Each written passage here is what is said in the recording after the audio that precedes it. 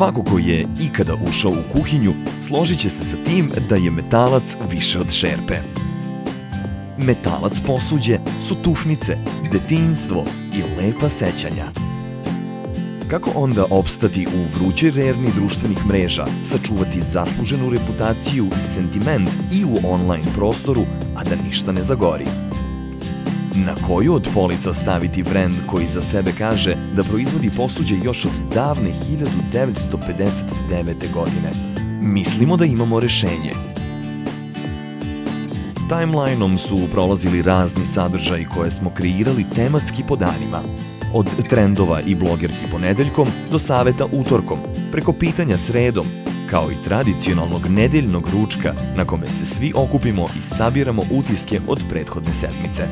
Tu su i brojne Facebook aplikacije u kojima je metalac tražio novi dizajn svojih šerpi, bio kum naj-Facebook parovima i pravio Metalac Land maskembal sa Disney junacima. Ali ono što je metalac brend pozicioniralo na mestu gde je sada je to što smo za fanove radili ono što ne radi niko. Evo na primjer na Twitteru.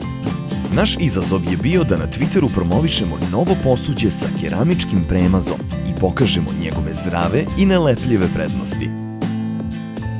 Nije nam bilo teško da satima seckamo paradajz, tikvice, krastavac, paprike, kupus i ostalo povrće i pretvaramo ga u ukusne tvitove naših followera, koje bi ostali twitteraši retvitovali i fejvovali, a mi na kraju najbolji i nagradili.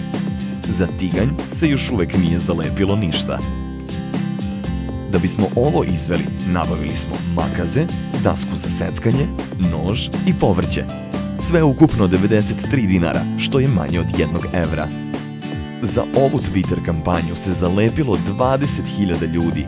Samo pobednički tweet je imao 64 retvita i kao takav do samog kraja klizio do pobede. Prema ovom receptu za komunikaciju na društvenim mrežama uspeh je zagarantovan, o čemu govori i to da metalac posuđe važi za omiljeno posuđe čitave internet zajednice u Srbiji.